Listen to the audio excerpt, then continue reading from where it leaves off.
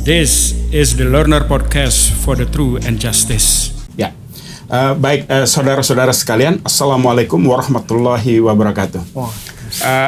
Dalam kesempatan ini untuk seri Learner Podcast kali ini kita akan mendiskusikan materi yang terkait dengan persoalan yang sangat urgen, yaitu yang terkait dengan persoalan bagaimana membadankan Pancasila di dalam produk perundang-undangan dan termasuk peraturan-peraturan hingga putusan-putusan pengadilan yang mencerminkan dan merefleksikan fondasi atau dasar filosofi negara tadi. Nah, mengapa saya mengatakan ini sangat penting?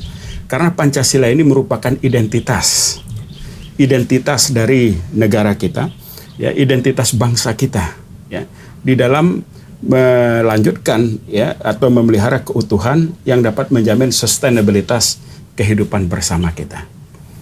Nah, kalau saya katakan identitas, berarti ini merupakan prasyarat, ya, karena setiap makhluk hidup itu dia memiliki identitas itu adalah ketika dia hidup, ya. Ketika dia tidak memiliki identitas, kalau dia hilang identitasnya, berarti dia mengalami kematian. Nah, ini logiknya itu. Jadi kenapa identitas itu sangat penting? Karena ini menyangkut kehidupan bersama, keberlanjutan kehidupan bersama. Ya, tadi saya katakan identitas itu sebagai prasyarat, pre-requirement state, ya, pre-requirements dari kondisi dari keberlanjutan kehidupan bersama. Nah, begitu juga saya katakan Pancasila itu adalah identitas kolektif kita. Ketika Pancasila itu hilang, maka kualitas kehidupan bersama itu juga akan terganggu dan bahkan akan terancam. Hilangnya, ya, unity, hilangnya sustainability tadi. Nah, oleh karena itu ada kewajiban kolektif, ya, bagi semua pengemban, ya, warga negara, tiap-tiap warga negara, termasuk para pengemban amanah bangsa, pengemban amanah publik tadi. Itu terikat oleh kewajiban untuk membadankan Pancasila itu di dalam produk-produk hukumnya, ya, termasuk juga masyarakat di dalam interaksi bersamanya dengan orang lain, dengan individu dengan individu dengan masyarakat, individu dengan keluarganya, maupun individu dalam skala yang lebih luas lagi. Ya. Nah, artinya Pancasila ini sebagai cara hidup kita, ya, seperti apa yang dikatakan oleh Soekarno, ya, pada masa yang silam, bahwa Pancasila itu the way of life. Nah, oleh karena itu begitu pentingnya Pancasila ini, saya ingin mengajak, ya, saudara Imam untuk mengkomunikasikan, ya, gagasan-gagasannya kepada publik, ya. Ya, karena kita saya melihat disertasi yang dirancang oleh Khairul Umam ini sangat signifikan untuk memberikan kontribusi terhadap, pertama, bagaimana kita menawarkan, ya, sebuah solusi, ya, dalam hal ini metode untuk membadankan Pancasila itu di dalam produk perundang-undangan, termasuk putusan-putusan pengadilan. Itu satu. Kedua, ya, gagasan ini akan memberikan kontribusi terhadap terciptanya kepastian hukum, ya, sehingga setiap para pengemban amanah, baik itu hakim ataupun pengambil kebijakan atau penyusun kebijakan, itu akan menggunakan, tahu bagaimana cara membadankan nilai-nilai Pancasila itu di dalam produk-produk hukum yang akan dia buat, ya, baik itu dari undang-undang, peraturan pemerintah, keputusan presiden, ya, peraturan presiden, ya, kemudian keputusan menteri, peraturan menteri, putusan gubernur, peraturan gubernur, hingga sampai pada tingkat desa. Itu harus, ya, memvisualisasikan, ya, pembadanan Pancasila itu di dalam produk-produknya. Nah, sekarang ini tantangan kita di dalam karya ilmiah ini, bagaimana, ya, saudara bisa mengelaborasi, ya, menawarkan sebuah pendekatan, ya, yang meyakinkan audiens itu bahwa hanya dengan cara begini, ya, dia bisa membadankan Pancasila itu, ya, sehingga konsekuensinya apabila kita sudah sepakat dengan cara temuan itu, maka setiap peraturan perundang-undangan yang tidak membadankan ya nilai-nilai Pancasila itu menjadi invalid ya, menjadi tidak memiliki keabsahan tadi. Itu konsekuensi hukumnya. Nah, oleh karena itu saya melihat ya ini adalah tanggung jawab kita semua, baik itu Mahkamah Konstitusi, BPIP, Majelis Permusyawaratan Rakyat, DPR juga, termasuk eksekutif dan para pengemban amanah, ya pengemban hukum yang lain, ya baik itu polisi, jaksa maupun hakim, termasuk pengacara dan masyarakat luas, termasuk para pelaku ekonomi juga itu terimpact itu, ya terkena ya atau terikat oleh kewajiban untuk melaksanakan eksistensi melaksanakan amanah ya atau membadankan Pancasila itu di dalam sikap, perilaku dan tindakannya. Nah, oleh karena itu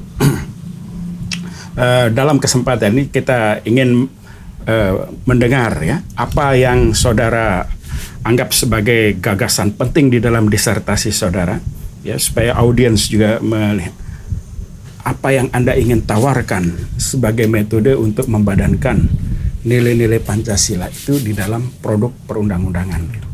Ya, silakan. Baik, terima kasih Prof. Di dalam diskursus pembicaraan mengenai Pancasila itu memang kita harus memulai dari sejarah panjang bangsa ini berdiri sampai akhirnya terbentuklah Pancasila itu menjadi 5 sila yang sebelumnya. Nggak ngopi? Hah? Air putih aja. Oke. Jadi memang Pancasila ini sangat penting bagi bangsa Indonesia karena dia digali dari akar budaya bangsa itu sendiri, sehingga ada 3 sifat dari Pancasila ini yang itu menjadi jiwa Pancasila. Yang pertama itu dia universal, dia applicable everywhere, jadi bisa digunakan dimanapun, bahkan tidak hanya di Indonesia, ya dari bangsa lain juga ingin mempelajari Pancasila ini karena bangsa lain melihat bahwa Indonesia dengan begitu banyak suku, bangsa, agama itu bisa bersatu. Karena apa? Karena Pancasila itu, Prof. Ya. Pancasila ini sejak awal dirumuskan di dalam Piagam Jakarta memang pada sila pertama itu bunyinya bukan ketuhanan yang Maha Esa, akan tetapi berdasarkan syariat Islam. Nah, berdasarkan dengan mewajibkan akan ada 7 kata ya, itu dengan mewajibkan ada 7 kata pemeluk-pemeluknya untuk menjalankan syariat. Ya. Intinya adalah menjalankan agama dengan syariat Islam gitu. Nah, sehingga pada waktu itu Muhammad Hatta ya berdiskusi dengan golongan Islam untuk merembukkan bahwa ternyata di Indonesia ini tidak hanya agama Islam saja, ada banyak agama di dalamnya.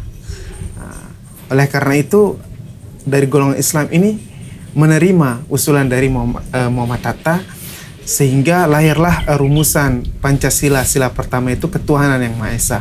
Itulah yang kemudian menjadi pemikiran Nurcholish Madjid ya, yang kenapa dia mengatakan bahwa Pancasila ini adalah common platform atau titik temu agama-agama. Sebentar dulu, sebelum Anda masuk kepada pembahasan common platform itu, apa peranan Soekarno di dalam konteks pemformulasian Pancasila tadi sebelum karena ini menyangkut sejarah juga kan, kita tidak bisa langsung masuk ke Muhammad Hatta, ke Nurcholish, tapi supaya fair dan bisa dilihat bahwa Anda juga memahami sejarah yang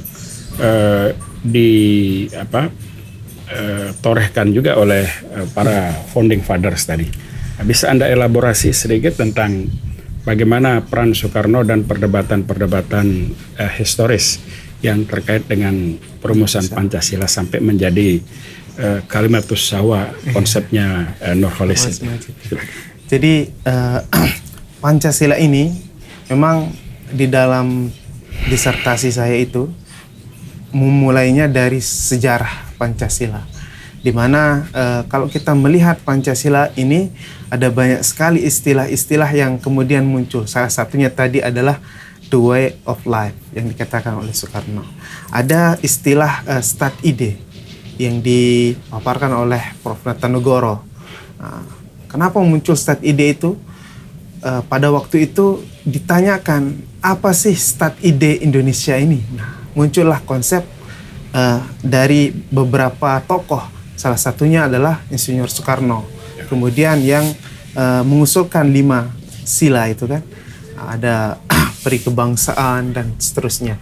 Nah, begitu juga ada usulan dari Muhammad Yamin, ya.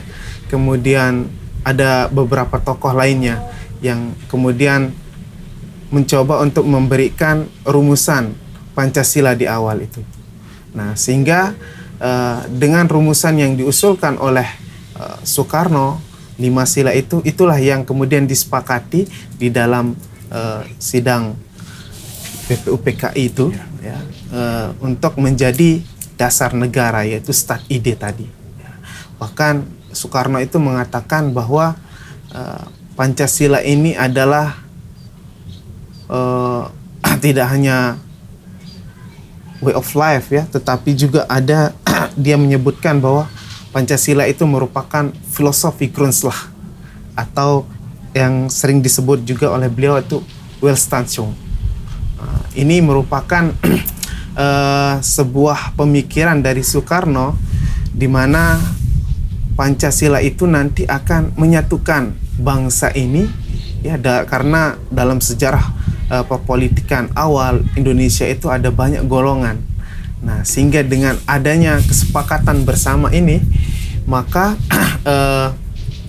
Indonesia ini akan bisa bersatu. Nah, makanya saya sebutkan tadi ada 3 sifat dari atau karakteristik dari Pancasila. Yang pertama itu universal atau applicable to everywhere. Jadi bisa digunakan di mana saja. Ya. Jadi dalam semua kasus itu Pancasila ini bisa masuk. Karena apa? Karena dia memang merupakan lahir dari bangsa ini sendiri, sehingga bisa mudah diterima. Makanya yang kedua karakternya adalah easy to approve. Jadi mudah diterima oleh siapapun. Siapa yang bisa menolak ketuhanan yang Maha Esa? Kalau kita berbicara ketuhanan yang Maha Esa, dalam konteks Indonesia yang mayoritas dibentuk dari umat yang beragama, baik itu agama Hindu, ya, Islam, Kristen, Konghucu, ya, Buddha, itu semuanya bisa menerima kata ketuhanan yang Maha Esa, karena dalam konsep ketuhanan itu memang Tuhan adalah Esa, begitu kan, yang nantinya akan memberikan begitu banyak nikmat-nikmatnya, ya, berupa sila yang kedua itu kemanusiaan sebagai konsekuensi yang adil dan beradab. Sebagai konsekuensi kita bertuhan, maka kita harus memiliki menerapkan nilai-nilai ketuhanan, ya, keilahian, dengan cara, ya, beradab dan sebagainya. Itu adalah konsekuensi kita sebagai manusia, ya, maka kita harus beradab. Cara berinteraksi kita itu harus bersandar pada nilai-nilai keilahian, ya. Ya, benar, seperti kebaikan, kebenaran, keindahan, sehingga melahirkan konsekuensi. Jadi kemanusiaan, ya, prinsip kemanusiaan yang adil dan beradab itu sebagai konsekuensi dari ketuhanan yang Maha Esa tadi. Jadi sequences misalnya, itu lebih tepatnya sequence, ya, atau apa istilahnya, inference, ya, tahapan. Apabila manusia itu memiliki nilai-nilai keilahian itu, dan secara tulus dia mengakui kemahakuasaan Tuhan, maka sebagai konsekuensinya ketika dia hidup, maka dia harus hidup bersandar pada nilai-nilai keilahian tadi. Itulah yang menyebabkan manusia itu bisa dipandang sebagai manusia yang memiliki martabat, karena dia memiliki Tuhan. Tuhan itu kan ada nilai-nilai kebaikan di dalamnya. Begitu juga nanti kalau kita berbicara dengan Pancasila. Pancasila itu kan merupakan nilai-nilai. Di dalamnya kan ada nilai-nilai yang baik, buruk. Tentu nilai-nilai Pancasila itu adalah nilai-nilai kebaikan yang lahir dari pemikiran para tokoh bangsa yang bersumber pada sila pertama sebenarnya, yaitu ketuhanan yang Maha Esa. Itu adalah sumber yang paling utama. Nah, karakter yang ketiga dari Pancasila itu adalah very hard to deny. Jadi sangat sulit untuk ditolak. Itu karakteristiknya ya. Ya, sangat sulit Jadi ditolak. applicable to everywhere ya. Applicable to everywhere, kemudian easy to approve, dan yang ketiga adalah very hard to deny. Jadi sangat sulit ditolak. Kenapa sangat sulit ditolak? Ya karena memang nilai Pancasila ini tidak ditemukan di negara lain. Dan itu ada dia di dalam setiap orang, diri setiap orang. Bukan tidak ditemukan di negara lain, justru menjadi nilai yang hidup di dalam diri setiap orang. Ya kan, kalau kita lihat dalam konsepnya Kant itu, Kant merumuskan konsep imperatif kategorik itu karena dia berawal dari asumsi bahwa setiap orang itu memiliki karakteristik yang sama. Tidak senang tidak suka dianiaya, tidak suka dihina, tidak suka dipukul, tidak mau dibunuh, tidak mau diperlakukan buruk dan lain sebagainya. Itu semua ada melekat di dalam diri setiap orang. Nah, saya kira dengan menggunakan analogi yang sama dengan Immanuel Kant, Anda bisa memformulasikan sebetulnya bahwa Pancasila itu mengandung nilai-nilai yang melekat di dalam diri sanubari setiap orang, sehingga it's a very hard to deny, ya, tidak mudah ya, sangat sulit untuk ditolak ya, karena memang ada di dalam diri setiap manusia. Ketika kalau Anda katakan bahwa tidak di semua tempat itu ada, saya, berarti begini Prof. Jadi rumusan Pancasila yang 5 itu tidak ada di tempat yang lain. Tetapi apa yang disebutkan oleh Prof tadi, ya, jiwa-jiwanya itu atau nilainya. Setiap orang ini pada dasarnya kan lahir sebagai makhluk Tuhan, ya, ketuhanan yang Maha Esa itu, sehingga pada diri setiap orang itu memiliki rasa yang sama. Ya. Rasa-rasa yang sama ini adalah rasa seperti tadi, tidak mau diperlakukan buruk, mau bersatu, kan, persatuan Indonesia kan, kemudian mau diperlakukan adil, beradab, begitu kan, kemudian semuanya harus diperlakukan secara bijaksana. Itu kan ada di dalam setiap diri manusia, sehingga setiap orang tentu tidak bisa menolak konsep Pancasila ini sebagai suatu nilai. Nah, makanya sifatnya tadi universal, dimanapun dia bisa berlaku. Memang kalau kita melihat secara utuh Pancasila dalam bentuk Pancasilanya tidak ada di negara-negara yang lain.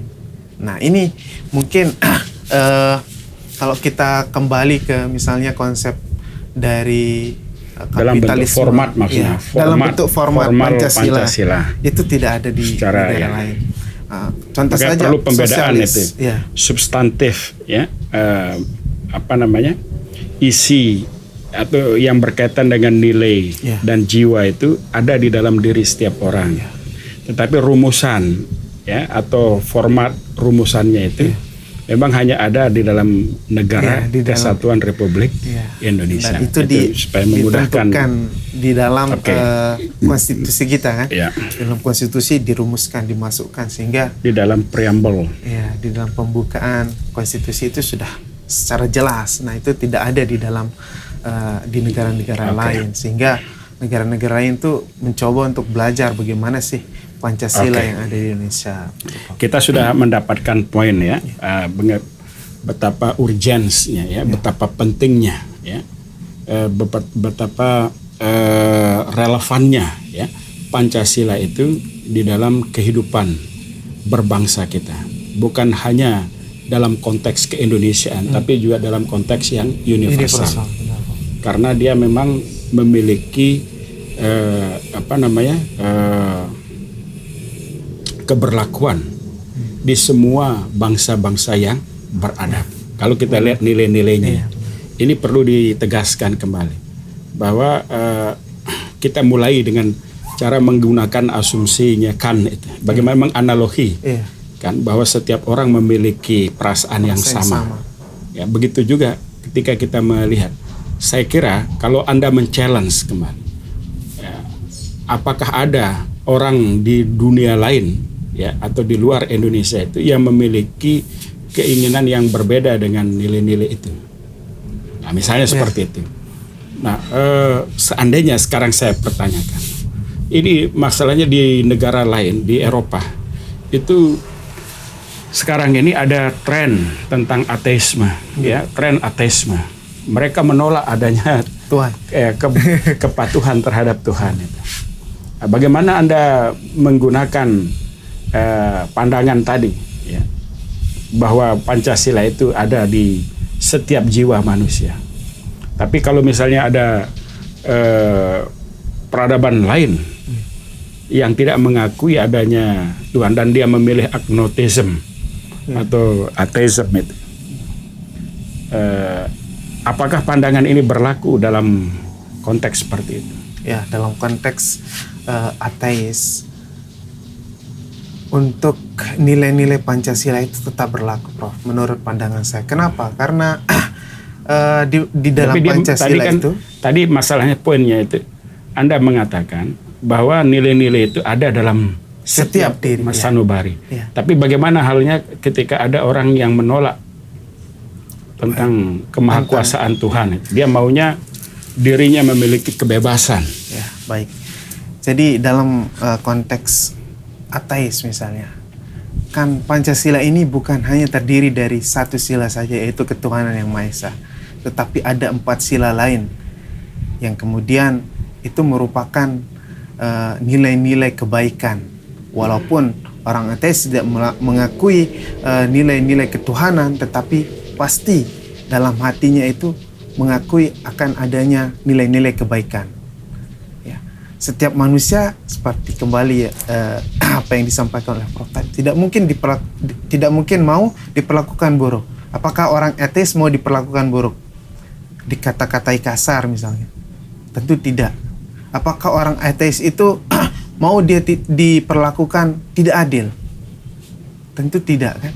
Nah, makanya nilai-nilai inilah, walaupun dalam konteks yang bukan ketuhanan, tetapi nilai-nilai Pancasila ini juga sifatnya lebih dari sekedar nilai ketuhanan di dalamnya.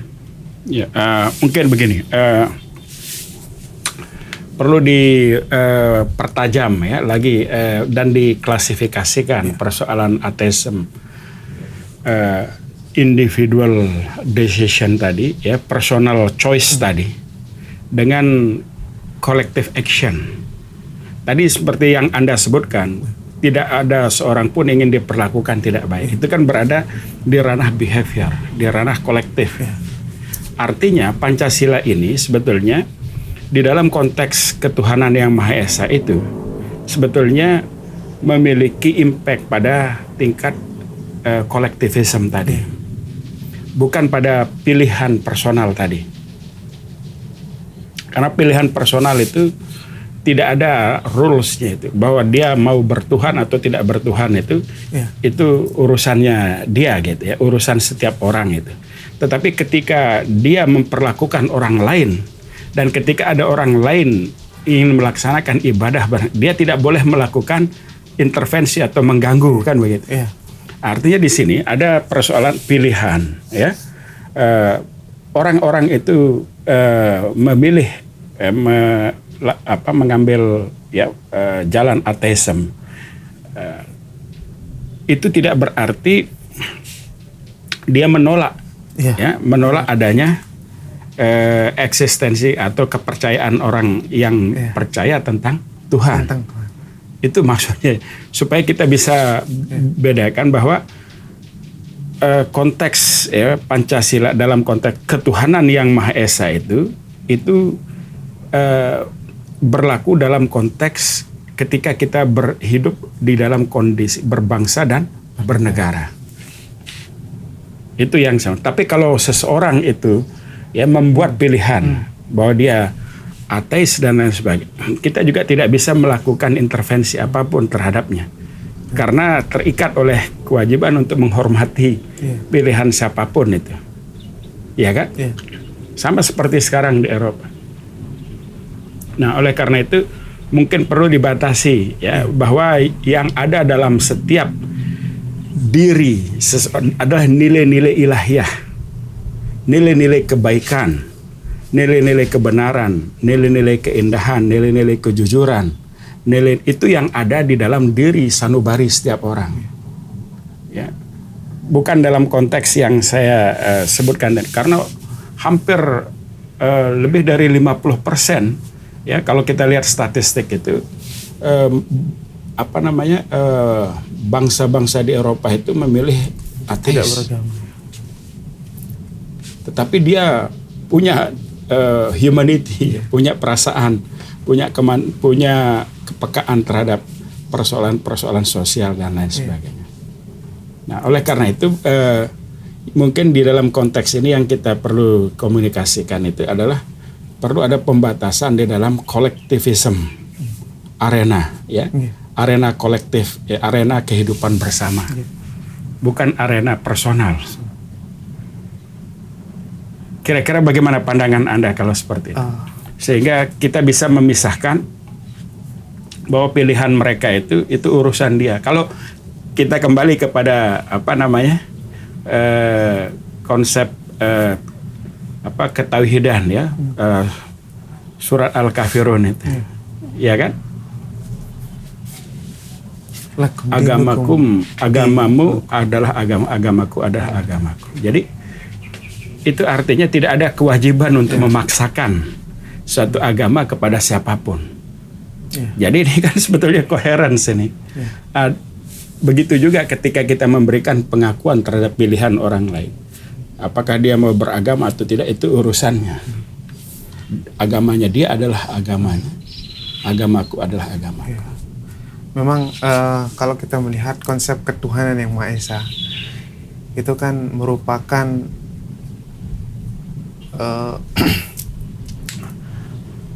penerimaan, ya, antara agama yang satu dengan agama yang lain. Kalau menurut pandangan saya dalam konteks ateisme ini, sebenarnya kita bisa saja menyebut bahwa orang-orang ateis itu memang tidak mempercayai adanya misalnya ketuhanan, ya, keilahian, tetapi pada dasarnya dia menyebut kebaikan atau ketuhanan itu, ya, sifat-sifat ketuhanan, kebaikan itu dengan kata yang lain. Bagi orang yang beragama itu adalah suatu hal yang diberikan oleh Tuhan. Tetapi bagi orang ateis mungkin itu adalah lahir dari dirinya. Kalau jadi ateisme memahami bahwa kebaikan-kebaikan itu adalah lahir dari sifat humanismenya. Sedangkan orang beragama itu memandang kebaikan-kebaikan itu bersumber dari, ya, sifat ilahiyah, ya, karena kita bertuhan, kita tahu bahwa sesuatu itu baik dan buruk, kita diajarkan bagaimana caranya memperlakukan orang lain itu dalam konteks orang yang beragama. Sedangkan orang yang memang memandang agama itu tidak perlu atau tidak penting, dalam hal ini ateisme, maka mereka itu memandang bahwa kebaikan-kebaikan itu lahir dari dirinya sendiri, dari sifat humanisme, kemanusiaan, lahir. Sebenarnya itu hal yang sama, hanya saja sebutannya yang berbeda. Kalau kita orang beragama menyebutnya sebagai tindakan berketuhanan, tapi bagi orang ateisme mungkin itu disebut dengan tindakan kemanusiaan. Mungkin seperti itu, Prof. Tapi pada dasarnya nilai yang paling inti itu adalah nilai kebaikan itu yang tidak mungkin bisa ditolak, ya, oleh masing-masing individu, ya, dimanapun dia berada. Oke. Pancasila ini memiliki itu, Prof. Tapi Nilai-nilai yang begini, universal. saya tidak ingin Anda membahas disertasi itu dengan asumsi. Ya, misalnya mengasumsikan bahwa mungkin dia memiliki sumber itu dari dirinya sendiri atau dari sesuatu dan lain sebagainya. Bukan. Outputnya yang kita lihat itu adalah di dalam konstruksi konstitusi mereka. Itu saja kita lihat dari mana sumbernya, bagaimana dia memberikan pengakuan terhadap persoalan kemanusiaan, persoalan keagamaan. Nah, memang kalau kita lihat ya, misalnya kita bandingkan di dalam Universal Declaration of Human Rights dengan Undang-Undang Dasar 1945 atau Undang-Undang Nomor 39 tahun 1999 tentang hak asasi manusia ya di Indonesia, itu kan konsep keeksistensian manusia dalam konsep Barat itu tidak mengkaitkan antara manusia dengan Tuhan. Itu bedanya ya, paham kemanusiaan dalam konsep Barat dengan kemanusiaan dalam konsep Pancasila itu. Mungkin itu yang perlu Anda perjelas, bahwa mengapa dia boleh ya atau tidak memberikan pengakuan terhadap kemahakuasaan Tuhan dan lain sebagainya. Karena memang tidak ada dia menyebutkan sebagai kewajiban di sana itu. Ya, kalau kita di Indonesia itu kan kita memberikan pengakuan di dalam konstitusi itu bahwa eksistensi kehidupan manusia itu sebagai anugerah dari kemahakuasaan Tuhan. Bahkan kemerdekaan kita anugerah juga. Ya, karena berkat rahmat Allah. Iya kan? Iya, benar. Jadi eksistensinya kita itu karena dikaitkan baik kehidupan berbangsa maupun kehidupan individu itu ada karena ada kemahakuasaan Tuhan tadi, berkat kemahakuasaan Tuhan. Iya kan? Ya, tapi kalau di dalam konsep Barat, kalau Anda perhatikan susunan Universal Declaration of Human Rights itu tidak ada menyinggung persoalan Tuhan. Jadi eksistensi manusia tidak dikaitkan dengan ketuhanan. Sehingga dia menyebut setiap orang itu bebas melakukan apapun. Ya, memiliki kebebasan, memiliki hak untuk melakukan apapun yang dia inginkan.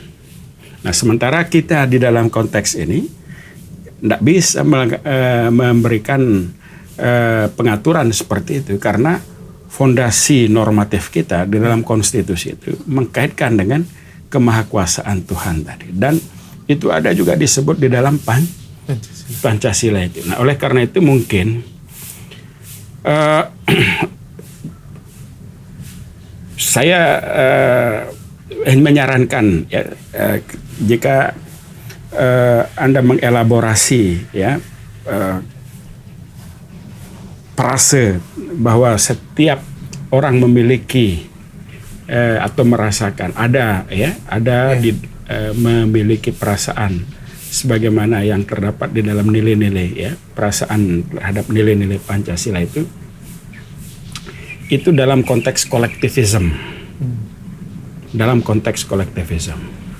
Artinya memang setiap orang ingin diperlakukan secara jujur. Ya, secara baik, secara benar. Itu adalah nilai-nilai keilahian, nilai-nilai ketuhanan. Tapi bahwa orang itu percaya pada Tuhan dan lain sebagainya itu memang tidak bisa kita seragamkan. Benar. Iya kan? Artinya di sini yang dilekatkan itu adalah nilainya. Nilai-nilai ketuhanan seperti nilai-nilai kejujuran, kebaikan, kebenaran. Ya, kemudian nilai-nilai kemanusiaan, nilai-nilai keutuhan, nilai-nilai keadilan. Itu yang saya ingin membuat pernyataan. Seandainya ada komunitas yang tidak menginginkan keadilan misalnya, berarti itu bukan komunitas yang kita maksud di dalam konteks ini. Seandainya ada komunitas ya yang tidak menginginkan adanya keutuhan, berarti ini memang komunitas yang sedang dan harus diperbaiki, direfix ya, diperbaiki. Itu yang saya ingin sampaikan.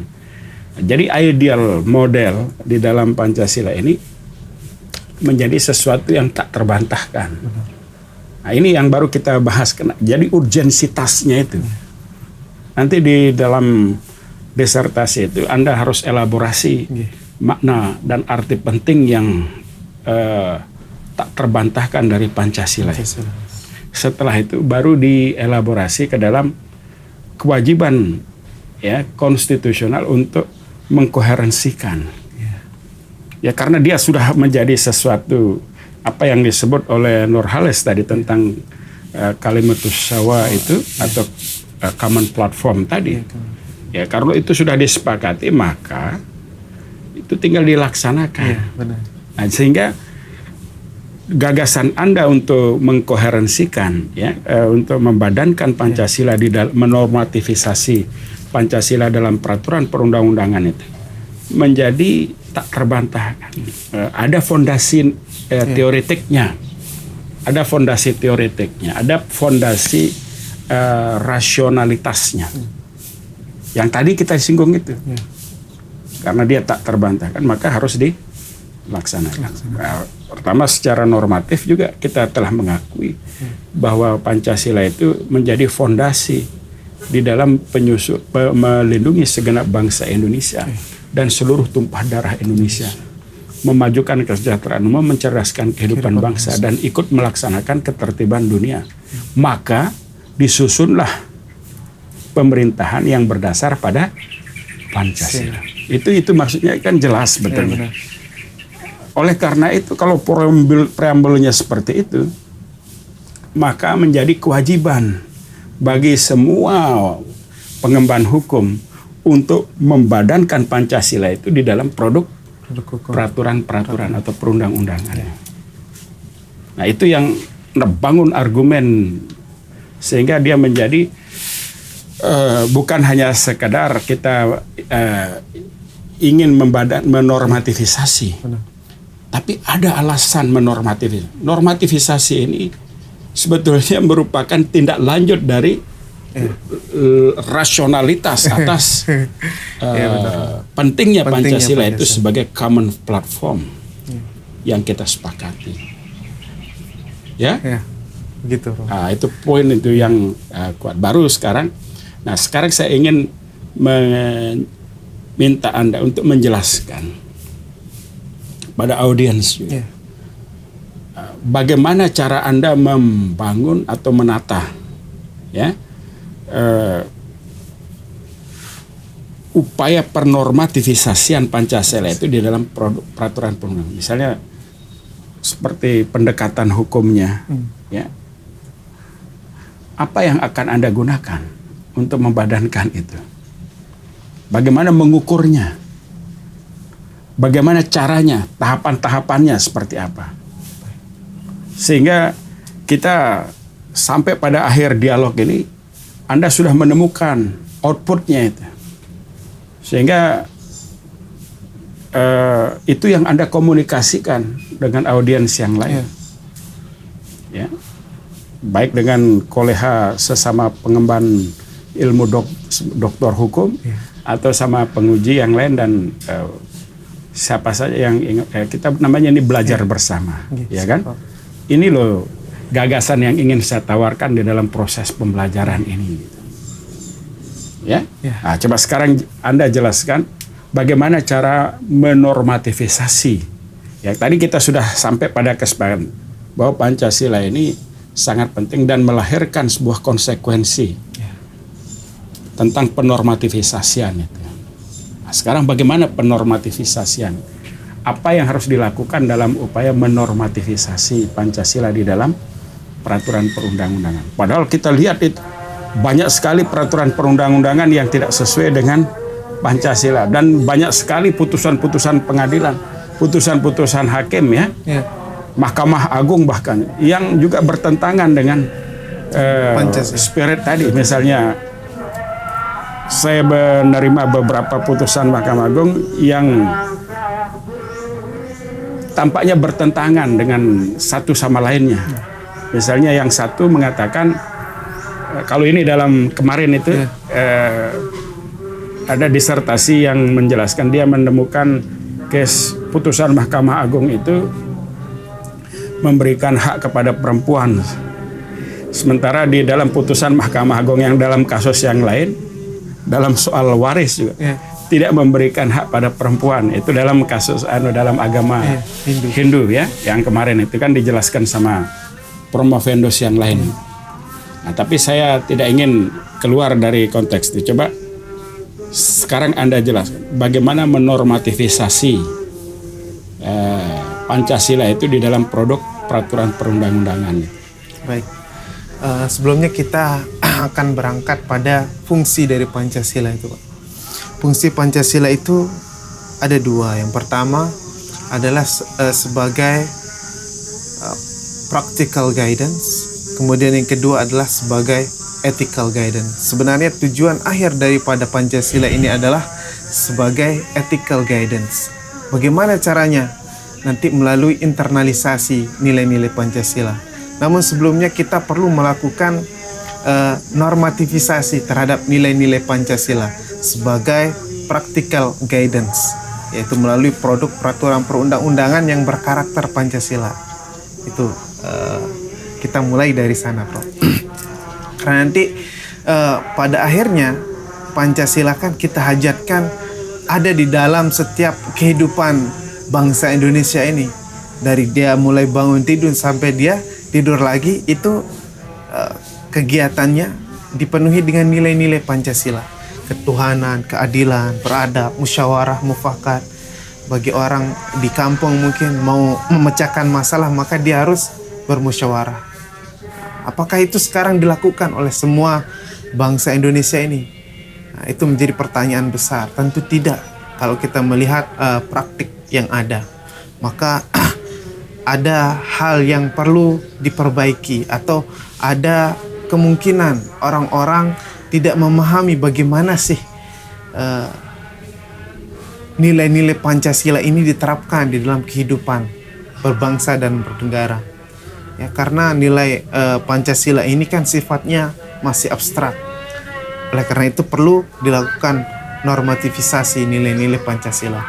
Nah, utamanya dalam konteks disertasi ini adalah melalui produk peraturan perundang-undangan dan konstitusi tentunya. Nah, produk peraturan perundang-undangan yang ada di Indonesia ini ternyata kalau kita analisis ada banyak sekali peraturan-peraturan yang tidak mencerminkan Pancasila. Ya. Dari mulai pembentukannya, contoh saja yang terbaru Perpu tentang Cipta Kerja, apakah itu dilakukan dengan cara musyawarah atau tidak? Bahkan Mahkamah Konstitusi kan sudah jelas memerintahkan bahwa perlu ada masyarakat terlibat di dalam perumusan Undang-Undang Cipta Kerja itu. Tapi pilihan pemerintah apa? Pemilihan pemerintah justru mengeluarkan Perpu Cipta Kerja yang di dalamnya tidak ada nilai-nilai sila keempat di sana, permusyawaratan yang berkebijaksanaan. Tidak ada bijaksananya di sana. Yang ada hanyalah keinginan pemerintah untuk mendukung, bisa saja kita sebut dengan para pemegang perekonomian, ya, pemegang interest, kepentingan, pemegang kepentingan, itu bisa kita katakan seperti itu. Itu yang kemudian lebih dipentingkan oleh pemerintah dengan mengabaikan nilai-nilai Pancasila, ya, utamanya sila permusyawaratan. Ya. Nah, dari itu juga kita bisa melihat bahwa dengan dikeluarkannya peraturan-peraturan yang tidak mencerminkan Pancasila ini, tentu sila-sila yang lain juga akan dilanggar, seperti keadilan sosial bagi seluruh rakyat Indonesia. Ya, harusnya setiap peraturan yang lahir, produk hukum yang lahir, baik itu dari konstitusi, ya, kemudian TAP MPR, kalau di dalam hierarki peraturan perundang-undangan, ya, masih ada TAP MPR, kemudian undang-undang, ya, Perpu, sampai dengan produk yang paling bawah mungkin di dalamnya ada peraturan desa, itu harus mencerminkan Pancasila tentunya kan. Nah, kalau sudah arahnya pada kepentingan ekonomi dan sebagainya tanpa melihat adanya kepentingan masyarakat yang di dalamnya itu, di dalam nilai-nilai Pancasila itu kan sebenarnya memiliki maksud yang lebih luas, yaitu melindungi kepentingan masyarakat ya, kepentingan keadilan sosial ya. Contohnya di sila kelima itu tentu harus menjadi perhatian bagi para pembentuk peraturan perundang-undangan. Jangan sampai Pancasila ini hanya dijadikan sebagai jargon, label, atau bahkan lip service ya. Sebagai pemanis. Ini kita buat peraturan perundang-undangan, biasanya itu kalau di dalam teknik pembuatan peraturan perundang-undangan dimasukkan di dalam pasal 2 ya, bahwa peraturan perundang-undangan ini sesuai dengan Pancasila dan Undang-Undang Dasar. Akan tetapi isinya bisa kita lihat bertentangan. Bahkan ekonominya bukan ekonomi Pancasila. Harusnya ekonomi yang kita buat adalah ekonomi Pancasila yang menjamin keberadilan berkeadilan, beradab, permusyawaratan, keadilan sosial, akan melahirkan persatuan Indonesia yang memperkuat keutuhan NKRI. Akan tetapi yang lahir justru adalah ekonomi liberal ya, menurut pandangan saya. Dan menurut salah seorang profesor di UGM juga mengatakan bahwa ekonomi yang dibuat itu di Indonesia ini harusnya ekonomi Pancasila. Akan tetapi kalau kita melihat kenyataannya, ternyata yang dilakukan adalah ekonomi liberal ya, itu menurut Prof. Kailan. Nah, seperti itu Prof. Ya. Nah, oleh karena itu perlu ada pengkonstruksian norma-norma atau nilai-nilai Pancasila ini. Bagaimana caranya? Ya tentu dengan melihat atau bersumber pada nilai-nilai Pancasila ini. Nilai-nilai Pancasila ini nanti akan menjadi sebuah prinsip yang harus dipegang oleh bangsa ini ya. Ada prinsip ketuhanannya ya. Kemudian kemanusiaan, persatuan, permusyawaratan, dan keadilan. 5 prinsip yang saya sebut ini harus menjadi dasar atau nilai-nilai yang menjadi patokan di dalam pembentukan peraturan perundang-undangan. Nilai-nilai ini juga nanti yang harus menjadi indikator terhadap setiap pembentukan peraturan perundang-undangan ya. Ada nilai ketuhanan. Tentu misalnya kalau kita mau membuat peraturan-peraturan yang bertentangan dengan ajaran agama, itu kita harus berkaca pada Pancasila ya.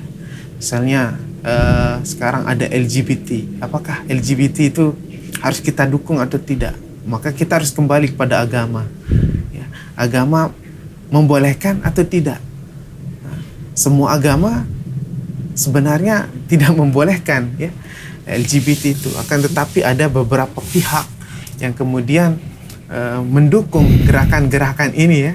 Bisa saja nanti suatu saat akan muncul inisiasi untuk mendukung adanya peraturan tentang legalisasi atau tentang penerimaan terhadap kaum LGBT. Tentu kalau kita kembali ke Pancasila, ada nilai ketuhanan di sana. Dia bisa berfungsi sebagai screener ya. Iya, screener. Di sana ya, menyaring indikator kita kan dalam membuat peraturan perundang-undangan. Barangkali tantangannya dalam disertasi Anda itu perlu memvisualisasikan elemen-elemen atau indikator-indikator ketuhanan tadi, ya. Indikator-indikator kemanusiaan, benar.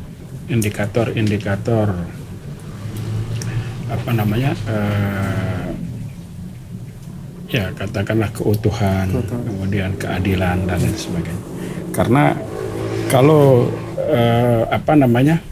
tidak tervisualisasi, itu tetap menjadi ethical guidance, bukan practical guidance. Ya, nanti Anda bisa melihat bagaimana penggunaan practical guidance itu di dalam beberapa publikasi yang pernah saya sampaikan tentang bagaimana membadankan sampai pada tataran praktis. Coba bahkan bisa digunakan untuk mengukur ya kontrak ya, apakah kontrak itu sustain atau tidak. Ya, siapa? Dan ini juga bisa berimplikasi bukan hanya pada undang-undang dan putusan, tapi pada kontrak-kontrak privat. Ya, kalau memang dia tidak sesuai dengan nilai keadilan, maka harus dikoreksi, diperbaiki. Tapi nanti bisa kita diskusikan lebih detail itu. Saya setuju ya bahwa Pancasila itu bukan hanya sebagai ethical guidance, tapi juga sebagai practical guidance. Ya, tapi pertanyaannya sekarang, bagaimana cara membadankannya ke dalam practical guidance? Itu tantangan disertasi itu nanti. Ya, nanti bisa dicek lagi. Itu kedua. Kemudian yang saya belum lihat itu bagaimana tahapan yang Anda akan gunakan untuk memvisualisasikan Pancasila. Tadi kan baru kita hanya menyebut sebagai fungsi tadi itu, bahwa Pancasila itu bukan hanya berfungsi sebagai ethical guidance, tapi juga praktikal. Baru hanya komitmen di situ. Ya. Nah, tantangan intelektualitas di disertasi itu adalah bagaimana membadankannya ke dalam practical guidance. Itu yang harus Anda lakukan, yang harus Anda elaborasi. Itu yang pertama. Kemudian yang kedua, bagaimana tahapan-tahapan yang harus dilakukan. Ya, kan kemarin saya menjelaskan tentang bahwa nilai itu ya harus diderivasi. Jadi nilai-nilai Pancasila seperti nilai-nilai ketuhanan, kemanusiaan, keutuhan, kebijaksanaan, tadi permusyawaratan, deliberations ya. Based on wisdom tadi itu dan keadilan itu, ini adalah nilai-nilai yang harus diderivasi ke atas. Diderivasi itu menjadi prinsip-prinsip. Dari nilai ketuhanan itu prinsip-prinsip apa yang lahir? Ya kan? Prinsip-prinsip ini harusnya menjadi pilar ya, yang menjadi pacak.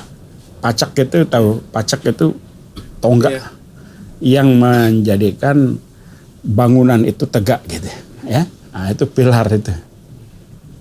Ya. Fondasinya tetap nilai itu. Ya. Jadi ini prinsip-prinsip apa yang akan dapat dilahirkan dari nilai Pancasila? Prinsip-prinsip apa yang dapat dilahirkan dari nilai kemanusiaan tadi? Prinsip-prinsip apa yang dilahirkan dari nilai keutuhan? Nah, dari prinsip-prinsip itu ya itu diangkat lagi. Misalnya tadi prinsip kemanusiaan yang adil dan beradab, ya nilai kemanusiaannya. Nilai kemanusiaan itu melahirkan prinsip kesetaraan misalnya. Prinsip egaliter misalnya. Prinsip penghormatan misalnya. Iya kan? Nah, nilai-nilai ketuhanan itu melahirkan prinsip kebaikan, ya. Nilai prinsip-prinsip kejujuran. Ya, itu prinsip kejujuran itu kan berarti objektivitas itu kalau diangkat lagi ke dalam indikator. Indikatornya harus objektif, harus benar, transparan dan lain sebagainya. Itu merupakan derivasi dari prinsip kejujuran tadi.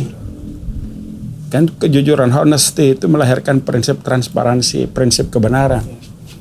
Kalau orang benar itu dia mengatakan yang benar saja itu kan jujur. Ya kan? Nah, jadi prinsip kemanusiaan, nilai kemanusiaan tadi melahirkan prinsip tadi yang saya katakan. Kesetaraan, egaliter, kepekaan, ya, prinsip-prinsip istilah sensitivity, sense of crisis itu ada di dalam nilai-nilai kemanusiaan itu. Ya, empati, simpati. Ya, jadi keselamatan, kehidupan dan keberlanjutan kehidupan bersama dan seterusnya. Nah, sedangkan nilai keutuhan itu melahirkan kekompakan. Jadi ada prinsip kebersamaan. Itu keutuhan itu. ada prinsip kebersamaan, ada prinsip gotong royong, ada prinsip itu kan fondasi-fondasi dasar, yang fondasi nilai-nilai dasar itu diangkat lagi. Gotong royong itu bagaimana indikator orang itu bergotong royong? Sama-sama memberikan kontribusi kah? Nah, dalam konteks kontribusi itu kontribusi apakah hanya fisik saja atau juga fisik dan jiwa? Bagaimana bentuknya? Seperti apa? Bagaimana indikatornya? Itu kalau bisa dibadankan sangat keren itu. Iya kan? Iya, akan melahirkan seperti itu. Iya, begitu juga individu. Makanya saya katakan kemarin itu dari nilai itu diangkat ke dalam prinsip. Prinsip itu diderivasi menjadi indikator. Indikator itu standar tadi itu menjadi norma. Nah, baru dia nanti dari norma itu akan menjadi pengaturan, menjadi aturan. Iya. Nah, sehingga kelihatan aturan mana yang tidak sesuai dengan prinsip-prinsip itu. Bisa kita lihat. Ujinya adalah di prinsip itu. Di dalam indikator. Jadi prinsip itu kan abstrak masih. Sesuatu yang abstrak yang menjadi fondasi. Nah, begitu cara kita membangun konstruk hukum. Nah, makanya nanti di dalam catatan-catatan pribadi saya nanti akan saya sampaikan lagi seperti bagaimana melihat apa yang menjadi fondasi itu. Fondasi itu harus memiliki muatan nilai. Nilai mana? Nilai yang baik. Makanya Pancasila itu adalah nilai-nilai yang baik itu. Ya kan? Ada nilai ketuhanan, kemanusiaan, keutuhan dan seterusnya. Nah, itu nanti menjadi reference. Kemudian seperti apa outputnya? Ini bagian terakhir dari disertasi ini. Implikasinya Iya. Kalau Anda sudah paham ini, kita jalan terus ini. Nanti tinggal kita komunikasi sama partner yang lain dan bila perlu kita buka conference baru, seminar baru yang terkait dengan persoalan bagaimana menormatifisasi Pancasila itu di dalam produk peraturan perundang-undangan. Tadi yang saya katakan outputnya itu dalam rangka menciptakan satu model untuk membadankan. Jadi modelnya itu isinya tadi itu adalah nilai, prinsip, indikator dan norma. Itu model. Jadi kita kan mau promosikan itu. Nah, kemudian fungsi Pancasila itu semua karena dia memiliki fungsi bukan hanya di tataran etik tapi juga di tataran praktikal, maka metodenya untuk membadankan di dalam tataran praktis itu seperti ini 1, 2, 3, 4, 5. Lalu nanti bisa Anda lihat nanti di dalam tulisan yang sudah saya publikasi terkait dengan bagaimana pembadanan Pancasila dalam ethical guidance itu menjadi ke dalam practical guidance. Itu di Utrecht University juga diterbitkan dan saya kira beberapa referensi tapi bahasa Inggris nanti Anda juga bisa lihat sebagai perbandingan ya. Nah, nanti dari sini kita buat visualisasi yang lebih teknis. Jadi itu dikunci dia. Sudah dicatat dia? Sudah. Nanti direkam itu. Kita masukkan dia. Ya, ini juga direkam ya. Siap. Tapi visualisasinya itu seperti outputnya adalah dalam bentuk model yang akan ditawarkan dalam pembadanan Pancasila pada peraturan perundangan dan termasuk putusan-putusan pengadilan. Cara mengukurnya. Kemudian yang kedua adalah model pemvisualisasian dalam tataran praktis sampai dengan dalam menjadi norma tadi, nilai menjadi norma. Saya kira ini akan memberi kontribusi yang baik dalam bentuk terciptanya kepastian hukum dalam pengembangan hukum dan peraturan perundang-undangan yang berbasis pada Pancasila. Oke. Saya kira itu dulu yang bisa kita. Saya kira cukup concise ini proses dialog kita. Ya, sebetulnya memang ini dalam konteks pembimbingan, tetapi saya melihat ada relevansinya ketika ini dikomunikasikan ke dalam tataran yang lebih luas, sehingga bisa memberikan insight dan juga mengundang inspirasi, ide, gagasan atau ide atau penyempurnaan dari para pembelajar yang lain, sehingga menjadi gagasan yang bernas semuanya. Karena sudah diuji nih, ya kan? Diuji secara publik juga. Jadi, ya baik. Terima kasih. Saya kira kita cukupkan. Baik, saya kira saudara-saudara sekalian, demikian dialog kita tentang bagaimana strategi pembadanan atau penormatifisasian Pancasila di dalam peraturan perundang-undangan yang berlaku. Karena ini tadi sudah dikatakan bahwa mengapa Pancasila harus dinormatifisasi. Tadi dijelaskan bahwa kita sampai pada kesepakatan bahwa Pancasila itu memiliki urgensitas dan arti penting yang sangat kuat, ya, sangat berpengaruh terhadap tatanan kehidupan, ya, baik itu kehidupan bermasyarakat, berbangsa dan bernegara.